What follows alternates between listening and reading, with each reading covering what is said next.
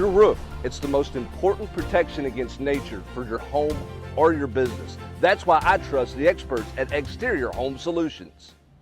Exterior Home Solutions 2-minute drill. Tennessee defeats Iowa 35-0, and then just a domination in all phases, Brent. Yeah, they did. And Tennessee, you know, a little bit of a slow start out of the gate. They mishit a punt, had a couple offensive penalties, but once they got going and got the ground game going, Iowa really didn't have any answers. And I thought Andre Turrentine's interception was the biggest play of the game. I know James Pierce will talk about that and some other plays, but to keep Iowa off the board there, when you know it's so hard for them to score, when they couldn't capitalize on that short field, I thought that was just a huge play in the football game. We're going to talk about the running backs and their impressive performance. We're going to talk about James Pierce, but let's start with Nico. He won the MVP. Kind of critique his day. 3 touchdowns on the ground, 1 through the year, 4 total touchdowns, and just, you know, was unfazed by any pressure, like just kind of seemed cool, calm, and collected. Yeah, I mean, the game, it feels like when you watch him play that the game is slow for him, which is a really unusual trait for a young player. We've seen some young quarterbacks in bowl games where early in the game things seem really fast. It didn't seem fast for him.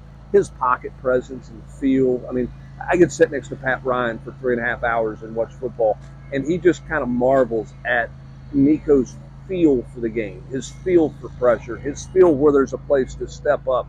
Even on the play where there's a holding penalty, just a quick decision early in the game to squeeze that up in there for 10 yards because he felt pressure coming. Just a really uncanny knack that a young player has to feel that pocket the way he does. About what I thought he would do. You know, somebody asked me kind of at the tailgate before the game, what's your over-under for yards? And I said 210. Like, I think, you know, I think that's a good fair number. I mean, he didn't quite get there, but he had 3 rushing touchdowns, right? He made plays with his legs. You know, just a really solid performance. And, you know, the offensive line is going to have to be better going forward. They did not protect very well at all.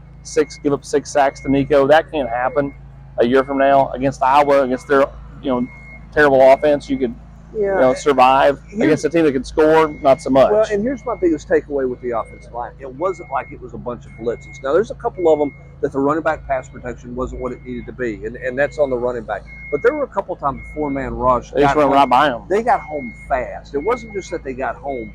They got home really fast, and that's something that has to improve with this football team in this offseason, whether that's natural guys who play today's improvement, whether that's additional personnel, whatever that is, they have to be able to protect Nico much better in 24. Let's talk about Tennessee's running game.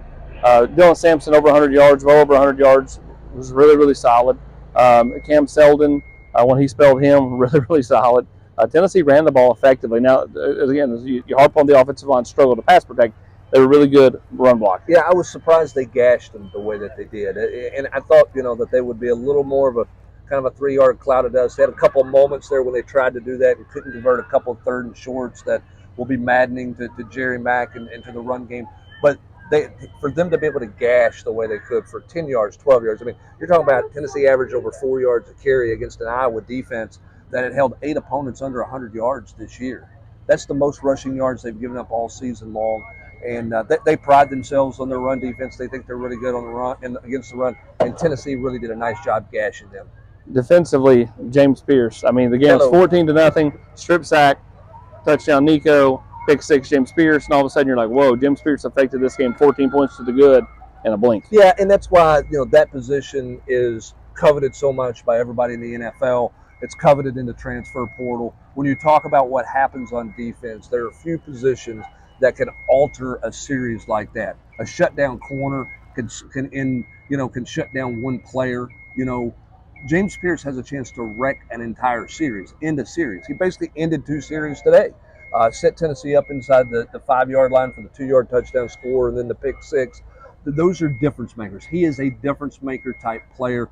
Lots to build around with him. His ability to play in space as well as come get the quarterback makes him a really unique prospect and a really unique player in college football.